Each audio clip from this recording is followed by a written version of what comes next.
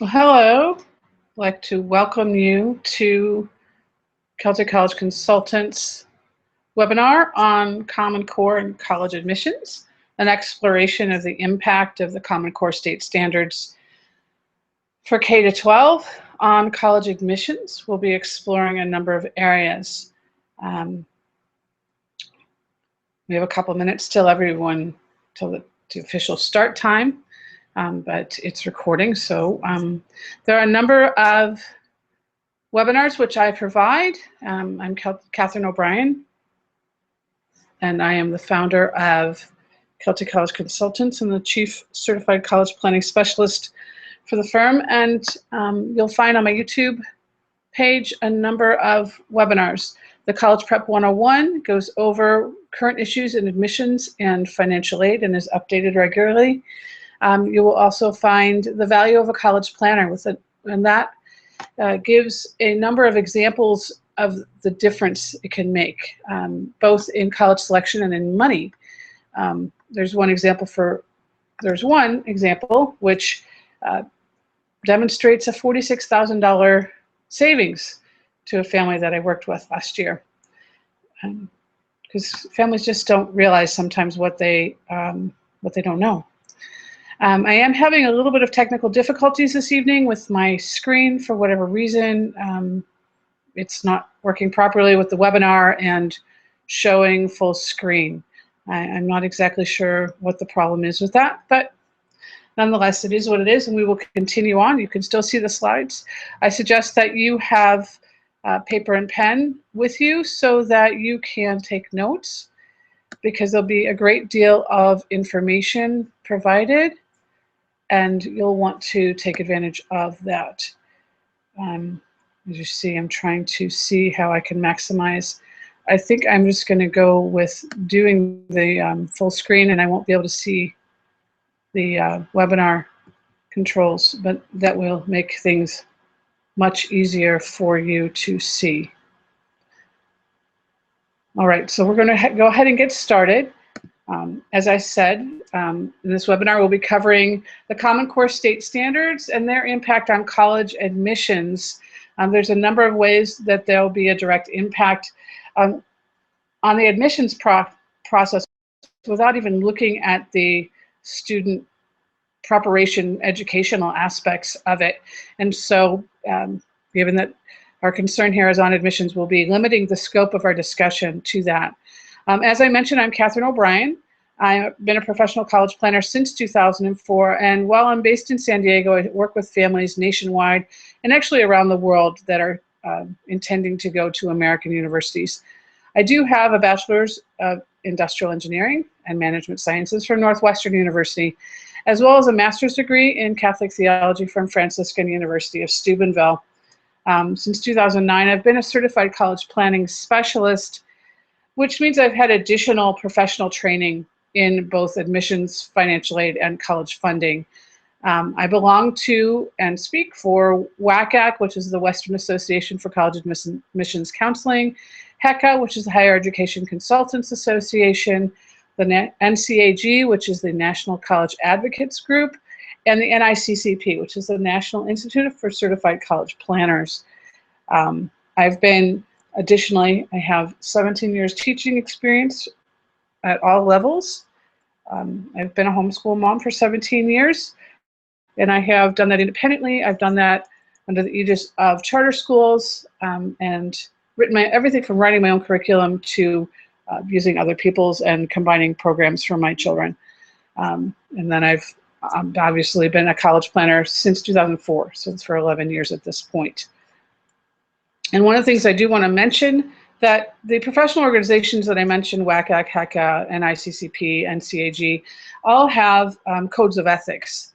And so I don't take money from colleges or universities to advocate their schools, and I'm very holistically focused in my practice. I'm very focused on the students becoming the best that they can be with their gifts and talents, and working towards a career that makes sense for them, that they really want to work towards. And their personality and their skill set are very knowable in the teenage years. So being able to give direction in that area is something that's very possible. All right, so let's move forward with tonight's webinar.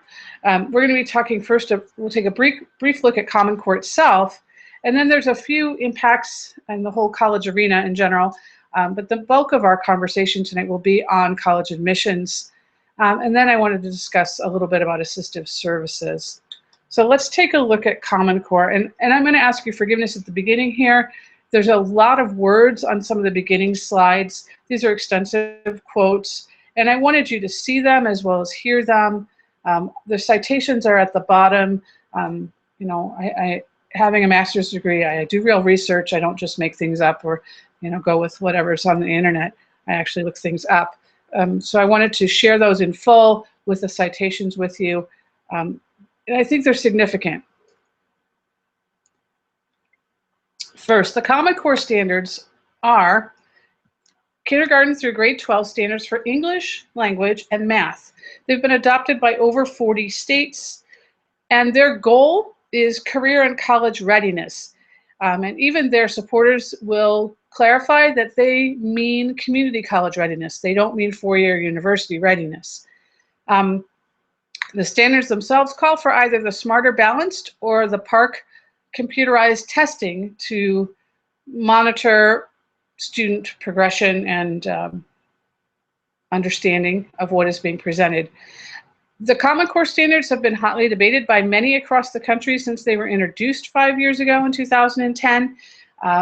There's a group of over 130 Catholic university scholars in various different fields across the country who have united and written a letter to all the Catholic bishops and anyone else who will read their letter in opposition to the Common Core standards.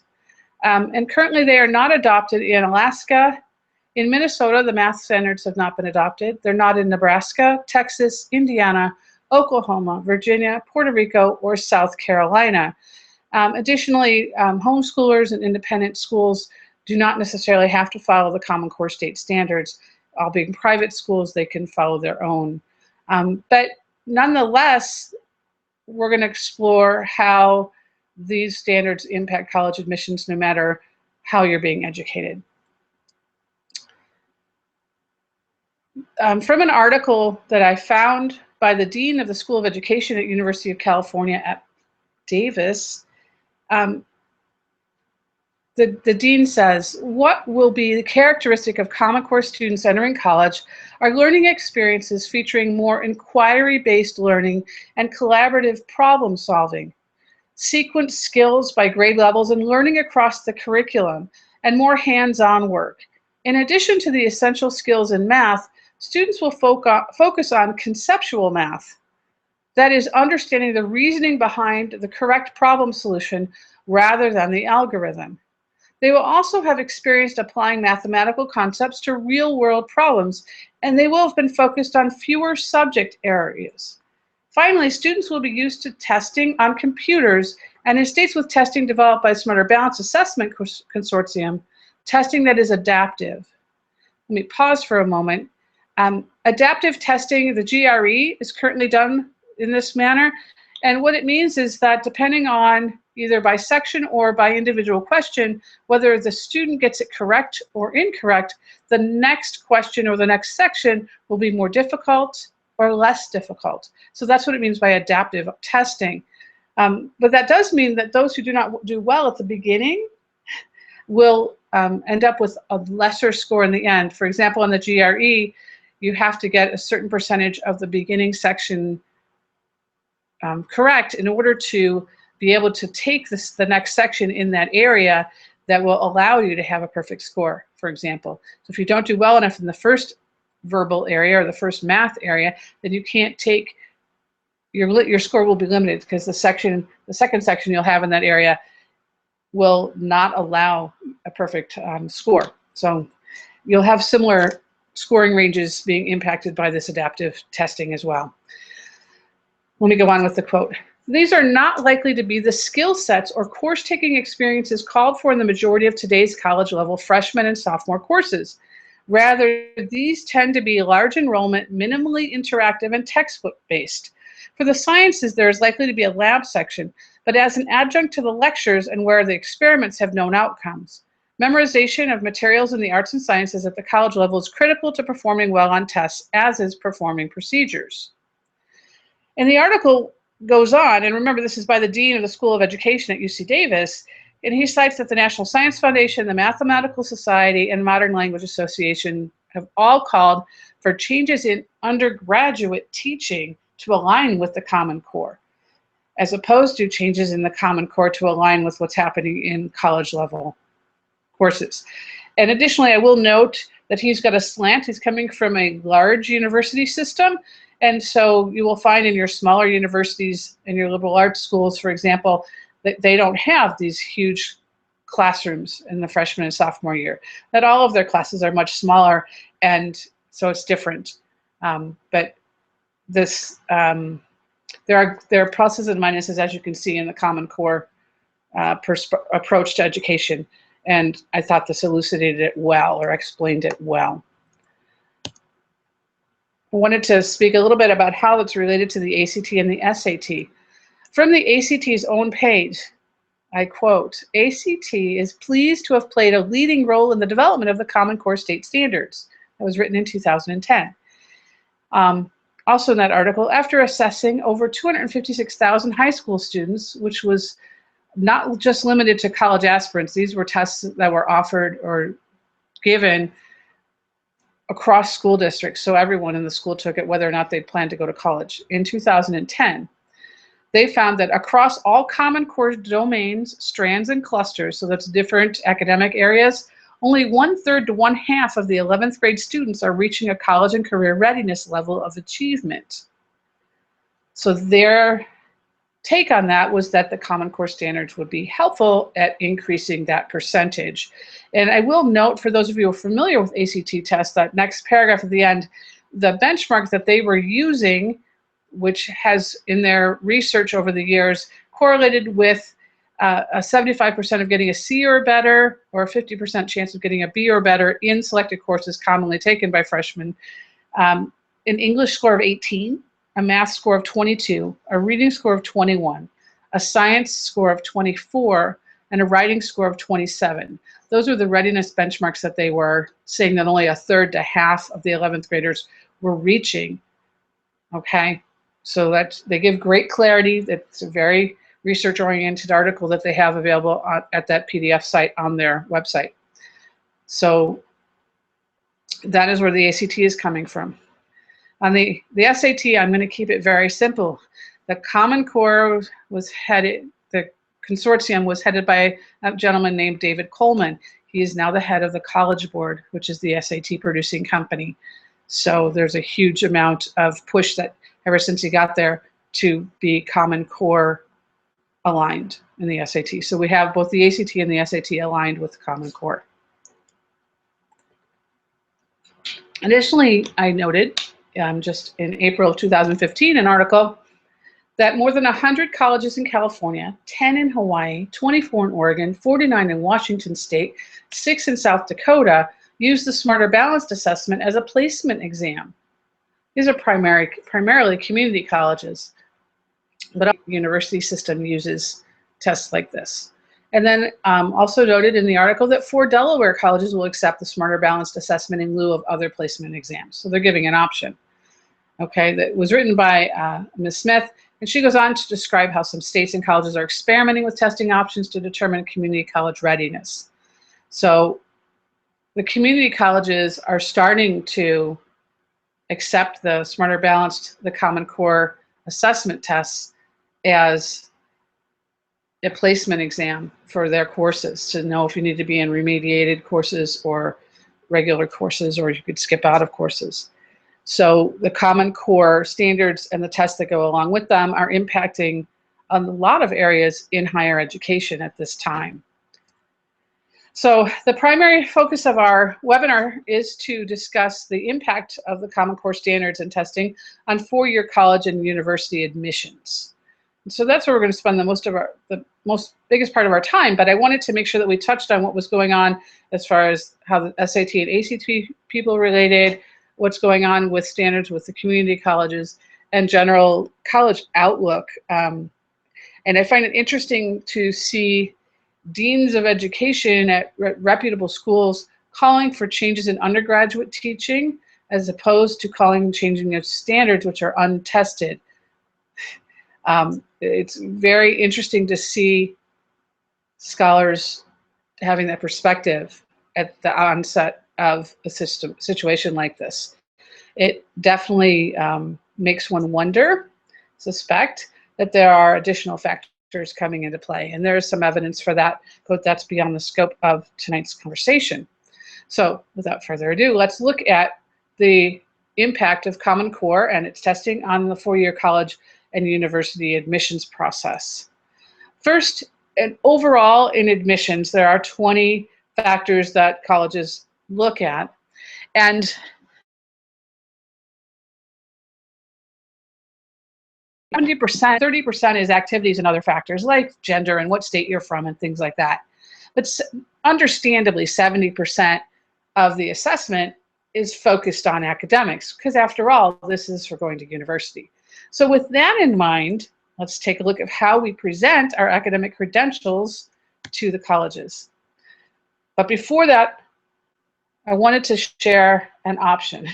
There are over 850 colleges and universities which are now test optional or test flexible, which means that some of the students applying need to submit them and some don't. Each have different policies.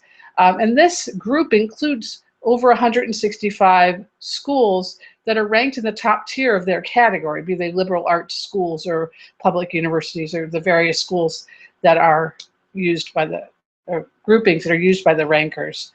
And then in that 850 colleges and group of colleges and universities, there are more than a third of the top ranked national liberal arts colleges, which I don't find very surprising, to be honest, because a lot of the liberal arts people, you're writing, you are exploring ideas, you're using your critical thinking and your analytical skills and your written presentation skills and all of that. So for them to shift to an admissions process that is more reflective of that sort of learning and that sort of modality of expression makes sense. So, and some of them have been test optional since the 1960s, so long before any of the Common Core, any of these things were considerations. Additionally, I wanted to share what the director of a group called Fair Test, he's their public education director, Mr. Bob Schaefer, what he had to say in conclusion in a long article. A major report found that test optional policies promote academic equality while increasing enrollment of first generation and other low income students. In the US, there's a huge push to make sure that students whose parents did not go to college or did not graduate from college and low-income students have access to the college and university system. And often that's a challenge because it's so expensive, and there's simply a whole huge array of attitudes and bits of information and support systems that college-educated parents provide for their children that those who did not go to college or didn't go to college in the United States can't provide. So there's a continual effort to help those first-generation students succeed. But there is evidence that the testing is not very key. So that's an option that's available. Now we'll go back to the schools that are not test optional. The ways that we present to typical admissions process, that is going to look at the test, we're going to present our academic credentials with our GPA and our transcript, which includes the school report, which is an explanation of what courses were available to the student, what the student population is like at that school, and factors like that. So that really gives the college, looking at a high school that it doesn't know or a homeschooling situation or a private school it's not familiar with, a scope and a context in which to evaluate the GPA. They also get the class rank because there's grade inflation and grade deflation, and that way with the class rank, it's a cross-reference available to the colleges. Now some schools don't rank, so they don't have that bit of information. Academic challenge, the colleges and universities will often look at that to see what it was available to the student, and did they challenge themselves, especially in their field of interest if they are indicating a major when they are applying. So if the student had, for example, 10 AP courses available during their high school career and they didn't take any, they just got A's in all the honors classes, that's not a good indicator to the colleges and universities that the student really challenged themselves. So they want to see students challenging themselves and doing well. And I've heard from many, many admissions people that they would rather see a B in an AP class than they would see an A in an honors class when you're skipping the AP class. So they also look at grade trends. It is not uncommon for students to flounder a bit their freshman year and not do as well, and then gradually as they get used to the high school system and the demands that are being made upon them academically and as well as juggling their time, that they tend to do better. But they will look at that, which is great for those students that really do poorly the freshman year and then they recover. They have an opportunity to demonstrate their strength. And then they also look at test scores, and that can be SAT, can be SAT subject score, it can be ACT, AP scores, IB scores, and CLEP scores. So we'll talk about all of those as we go through tonight's webinar. This chart is from NACAC, which is the National Association for College Admissions Counseling. And this is a professional organization of independent education consultants like myself that work directly with families, also with high school counselors and college counselors. So it's quite a broad spectrum of professionals that are part of NACAC. And many, many, many colleges and universities belong to NACAC. And you'll see that most commonly in the common college fairs. And those is probably the biggest way that anybody has familiarity with NACAC who's not a professional in the field.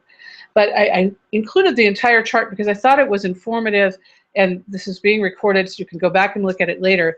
But if you'll notice the top line, your grades in college prep courses, 84% of the colleges found that considerably important. Strength of curriculum, 68%. Admissions test scores drops to 59%. When you add moderate importance, though, there's another 30%, so that's 89%. So the grades in those courses, the strength of curriculum and the test scores all have very significant importance in the eyes of the admissions officers. And I know I said that before, but for those of you who also like numbers and data, here are numbers. And here you can really see the schools themselves rating how they value different things. If you want to take time with this later on, I suggest that you pretty much add the considerable importance and moderate importance columns and compare those as you go down, because you'll see like things like work that's at the very bottom and considerable importance as 2%, but it's 17% of moderate importance because people do recognize that that's going to have an impact. So all of that comes into play. Even like subject test score, 6.9%. Considerable versus 31 of moderate. That's a significant group that has moderate, and it's really only the most selective schools that are going to find it of considerable importance because they are differentiating among students with extraordinarily high GPAs and test scores. So they use that factor, but that's a small group of the schools. All right, so let's continue on. Oh, and one last thing, I want you to notice how much higher the AP and IB scores are than 3 lines lower SAT2 scores, the SAT subject test scores. That's used much, much less. All right, continuing on. Okay, let's take a look at the ACT. Now, starting in May of 2015, for the ACT, when it's administered by the state or by the school district, they've already begun administering them by computer. This is the trend in the future. It's already happening for the GRE for graduate school is all on the computer, and now it's trickling down to the high school students. Okay, and so that's a shift that's happening. Additionally, the ACT describes themselves as a curriculum-based assessment that measures student readiness for college. And the test will still be aligned to validated ACT college readiness standards and benchmarks. So let me unpack that a little bit, because in the previous paper that I cited, the ACT college readiness standards and benchmarks were the standards that they use to influence the Common Core standards. And so there's a very circular conversation going on here. We're aligning these to the Common Core standards, which came from our standards, so it's okay. So in both the ACT rhetoric and the SAT rhetoric, they're cloaking that they're Common Core aligned, but they are very, very decidedly so. Okay, and there's a curriculum-based assessment measuring student readiness for college. Obviously, the curriculum-based is going to be based on the Common Core standards. And the ACT has always made small adjustments as time goes on. They've always looked at both the college requirements as well as the high school curriculum across the country and adjusted their test. That's been a consistent thing that of standard practice for them. Continuing with the ACT, there's additional changes starting this September with the next sitting of the ACT. The composite 21 is still average, 36 is still the top score. That's not changing. But we do have a couple other things in scoring that are changing. There are still the 4 component scores: English, math, reading, science. You still have a writing or an essay score. But now they're also going to be offering 2 hybrid scores: English language arts, which combines English and writing, and then STEM. So that's going to be pulling from math and science and some of the English and reading sections depending on the topic of the passages. So that's also going to be presented. Then there are also 11 domain sub-scores, and a couple examples are rhetorical skills, which is how well you can put together argument for a position, and ideas and analysis. So those are both writing and reading comprehension skills. And the colleges can see their essays and the essay grader remarks. Additionally, and I will give examples of the various score reports because they now are going to have 3 different score reports, and the colleges get to receive an overall GPA chances of success section on their score report. The student doesn't receive this. So I will show you in a moment what the college sees, what the high school will see, and what the student will see. And the score reports are very different. That's starting in September with the ACT. And then in the writing section, this is what they had to say because they've made some changes, and it's effective this September 2015 test also.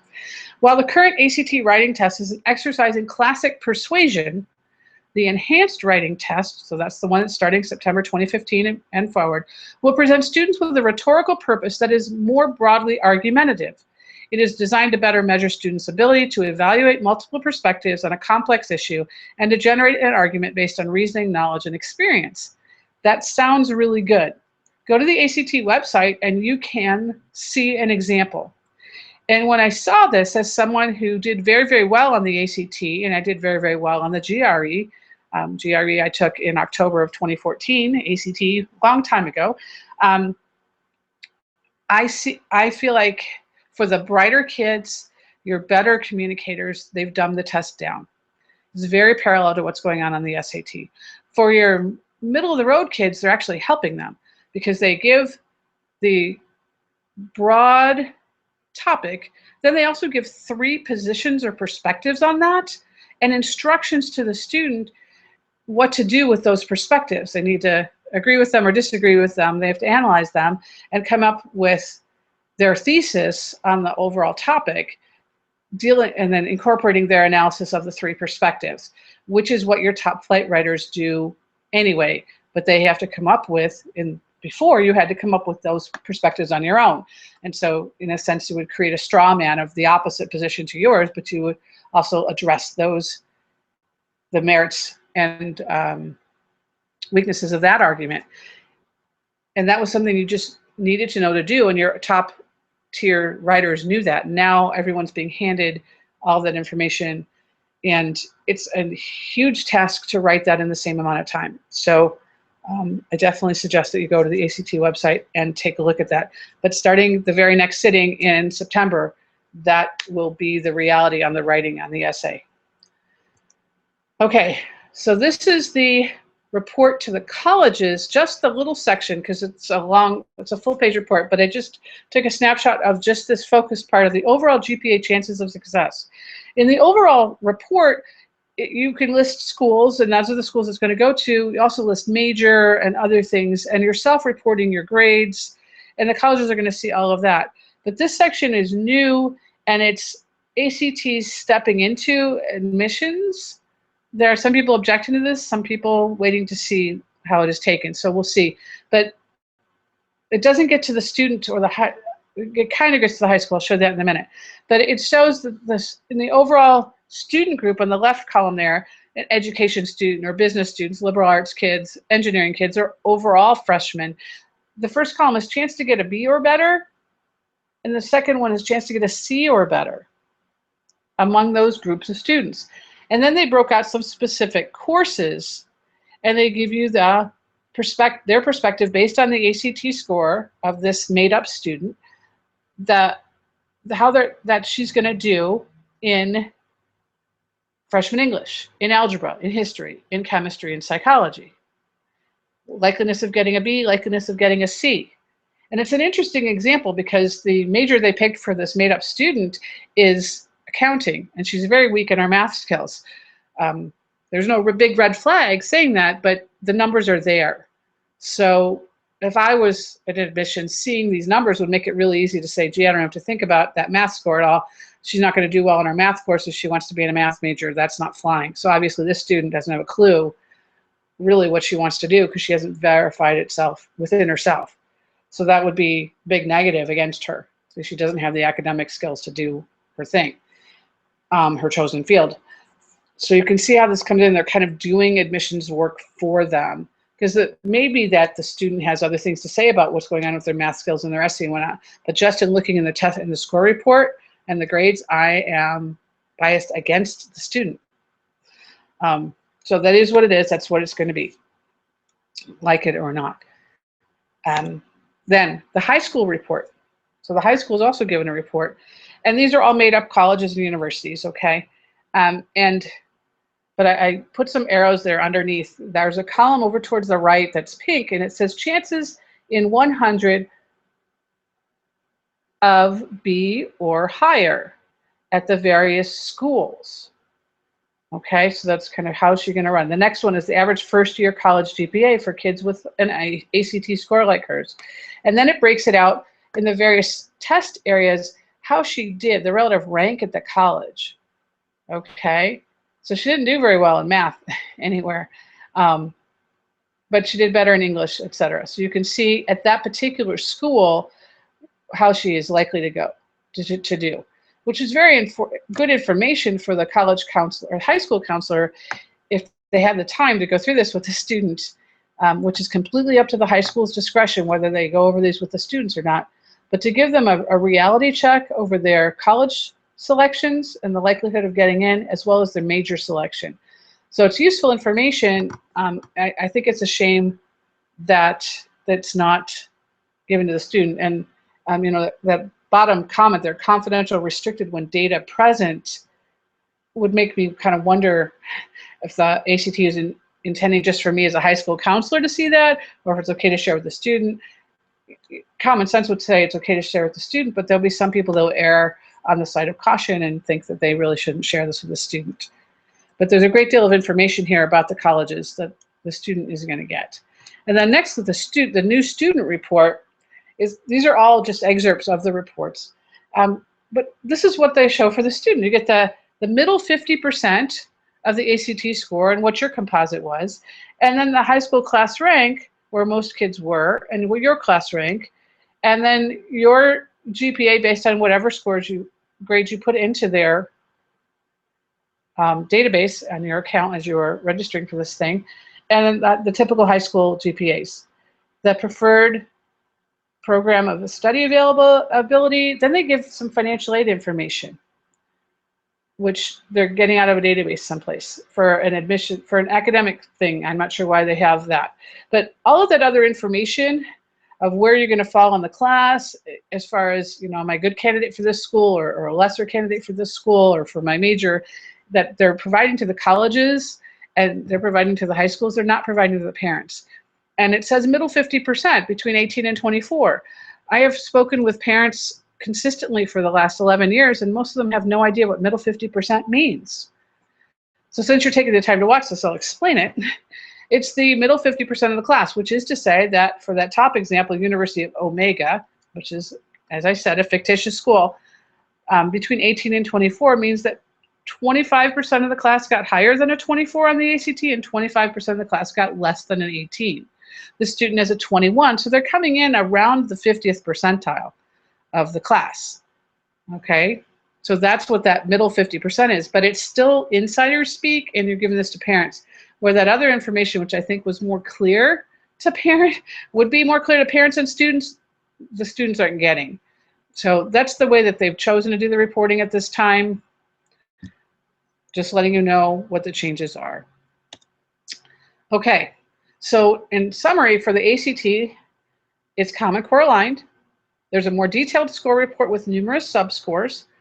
The college success rating is available in the college and high school versions of the score reports. And for district and state administrations of the test, it's beginning to be offered via computer. It's my understanding that they're going to shift towards having all of the administrations offered by computer, but that's not happening at this time for the national test dates. And it's not scheduled.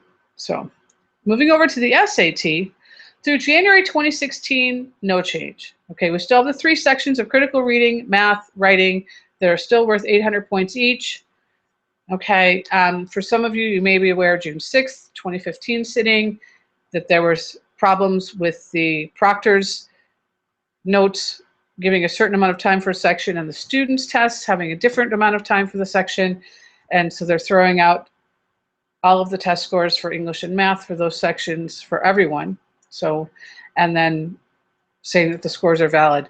But there's still a lot of questions left unanswered about all of that. They're also offering, for those students who are adversely affected or who would like to take the October sitting of the SAT for free if they feel like that adversely affected their score or they just want to do it again. So that means if you're planning on taking the October sitting, I would sign up earlier than later so that that flood of students, once their scores come out in July, do not take seats away from other students. So it's a bit of a mess, but it is what it is. Okay. Starting in March 2016, we will have what's called the redesigned SAT. And it has 2 sections, evidence-based reading and writing, and the math section. They are 800 points each, and there are many, many subscores. So we'll get into some of these changes. So the subscores in evidence-based reading and writing, they're going to have a reading subscore ranging from 10 to 40 and a writing and language subscore ranging from 10 to 40. Then they have what they call cross-test subscores because they're pulling from passages in different parts of the test. So there'll be a science score from 10 to 40 and a history or social studies score from 10 to 40. And then the optional essay is being graded on a scale from 2 to 8 on reading, analysis, and writing. And as before, there'll be 2 raters, each one rating each of these from 1 to 4. So the 2 to 8 scores there are composite scores. And in everything I've seen, they haven't made it clear if the essay score is going to total an 8 and be an average of those 3, or if it's going to total 24 and be an aggregate or a sum of those 3 subscores. So we'll find out in May when we first see these test scores, unless they clarify what they're putting out in their information. But at this time, it's not clear. But they are going to be analyzed differently.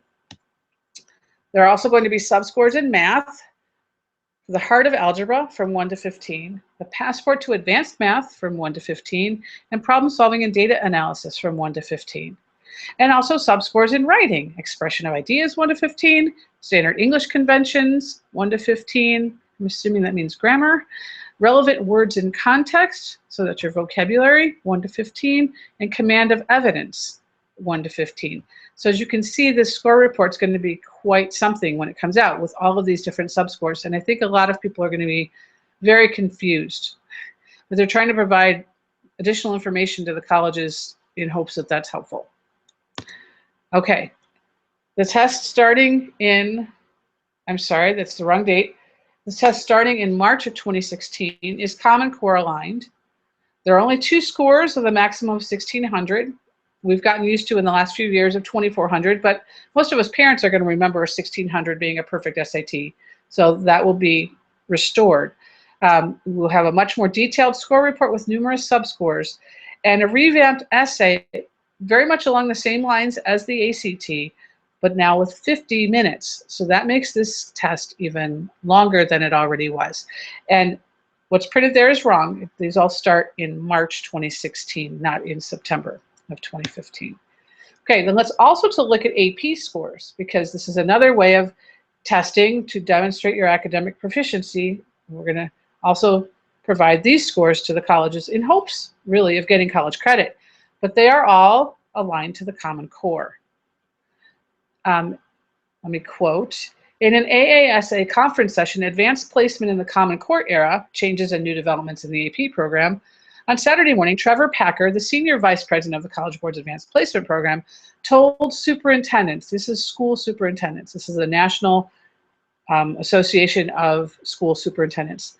So he told them that his organization, the College Board, would integrate Common Core standards in AP core standards and AP exams administered each May. And this has gradually been being done, and I believe at this point is complete. So if it wasn't complete in 2015, it certainly will be in 2016. But the AP courses and tests are aligned to Common Core as well. International Baccalaureate. This is another set of tests, and some people even do enough of it to get an International Baccalaureate diploma. And this is what they have to say. The IB welcomes the CCSS, the Common Core State Standards, as a state-led initiative to enhance student success beyond high school. The IB continues to work with its community of schools to meet the high expectations of the CCSS. In everything I saw from the International Baccalaureate, they welcomed the Common Core standards, and this surprised me because the Common Core standards say that they are internationally benchmarked, but there's no documentation or data or even possibility of data to substantiate that claim. And I expected the International Baccalaureate, being who they are, to have a different perspective. So again, there's a hint that there's something more to this. But what we need to know for our purposes as far as approaching admissions with various credentials, that International Baccalaureate tests are also aligned with Common Core. Okay, the CLEP tests. Some of us are aware of CLEP. This is also a program put together by the College Board, and it's college level by examination placement. And what they do is test college level material. Since the Common Core standards are for K-12, the CLEP tests are not aligned with Common Core standards. So here is a test that's not aligned because it's aligned with college curriculum, even though it's a College Board product. And they don't clearly say whether they are Common Core aligned or not. So I'm having to use some logic on this. If you find anything different, let me know. But based on everything that I could find, they're not Common Core aligned because they are focused on doing college level material. As you may recall, these started as the Dante program to help military personnel when they were coming out and getting ready to go to school, the GI Bill and whatnot. They could document what they had learned in the military and translate that into credits at the colleges with the Dante tests. It evolved into the CLEP tests. It's available to everyone, but it is to verify college level understanding. So this was never intended to be a high school level anything. This is always intended to be college level, although it has been used by adult learners and homeschoolers and others consistently for years. And the acceptance rate of AP and CLEP tests are very similar across the country. And then lastly, dual enrollment. Because Common Core standards are for K-12, college courses are not aligned with Common Core standards. Although, as we saw in the beginning with the dean from UC Davis and the School of Education, there are some calling for a change in undergraduate teaching to better align with what's going on in Common Core. So you may see that. To date, I have not seen that really spoken of in the professional magazines that I see in higher education and the publications. So I will definitely let you know if I see that starting to shift, because that will impact some of the college selection that I work on with my clients. So I'll definitely keep on top of that and let all of you know. Okay, so a summary, Common Core and admissions.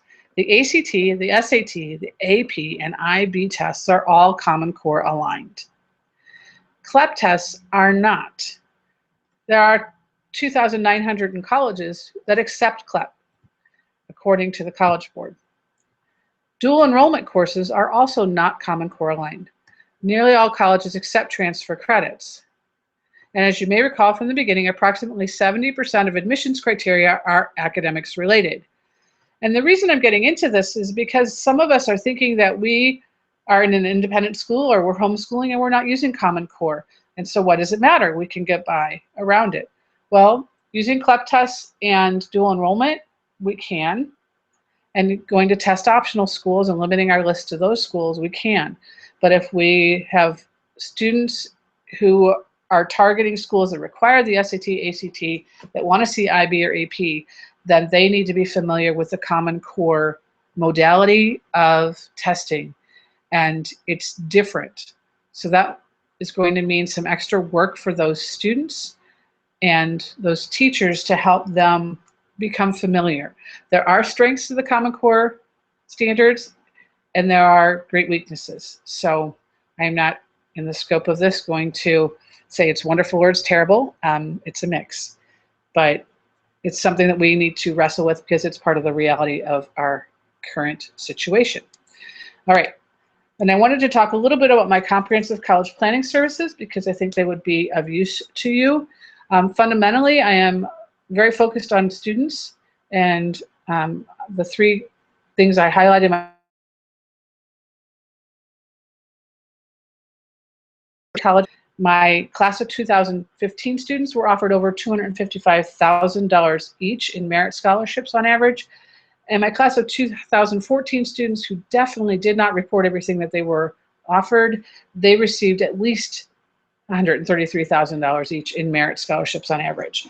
So I've been very effective at helping them be well prepared for college, have serious goals so they can get done in 4, and alleviating some of the financial burden. And this is only one of the aspects, but need-based things that I do, I don't aggregate the totals. So I have 3 options to help students. I have Premier One-on-One Student Prep Services. This is private consulting. We get into financial aid maximization, career search, student preparation in various aspects, how to do campus visits effectively, how to create achievement resumes, what to put on them, what to target to do so you can have it on there from an admissions perspective, college selection, which is an extremely important piece of this whole puzzle, scholarships, as you would surmise from the previous, application preparation, that whole process, a financial aid application. I actually file those on behalf of my one-on-one clients. Final college selection in May, by May 1st of senior year, we've got to have the absolute decision of this is where the student's going. If you would like to schedule a consultation at my website, CelticCollegeConsultants.com, there's a place right on the front there to click and let me know that you would like a consultation. The fees for this vary between $250 and $650 a month, and the return on investment has absolutely been worth it for every single client. So we can explore your situation and explain that in detail when we meet. My second option is online courses. I have 3 of them available. A foundation course, which is intended for freshmen and sophomores and ideally will be taken both years. It's focused on career and college search. And the goal is by the end of sophomore year to have at least a rough idea of the career goal, major goals, and to have a preliminary college list so we know what's scheduling for courses and testing that is needed during junior year.